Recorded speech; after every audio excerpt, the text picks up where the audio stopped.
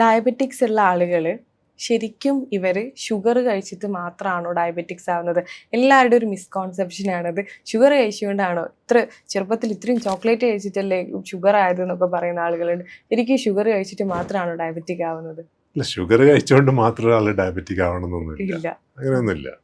നമ്മൾ ഇപ്പോൾ എത്ര ആൾക്കാർ റെഗുലറായിട്ട് ചോക്ലേറ്റ്സ് കഴിക്കുന്നവരുണ്ട്, പക്ഷെ അതേപോലെ തന്നെ അവർ പുറത്ത് പോയി കളിക്കും, എക്സസൈസ് ചെയ്യും, അവരുടെ ബോഡി അവർ മെയിൻറ്റെയിൻ ചെയ്യും. അതൊക്കെ ചെയ്യുമ്പോൾ അവർക്ക് അതൊന്നും എക്സസൈസ് വരില്ല.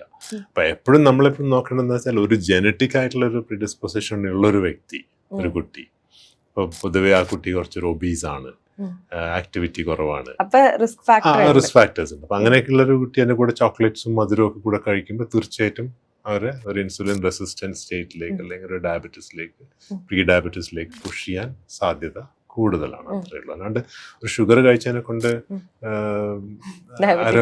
അങ്ങനെയൊന്നുമില്ല.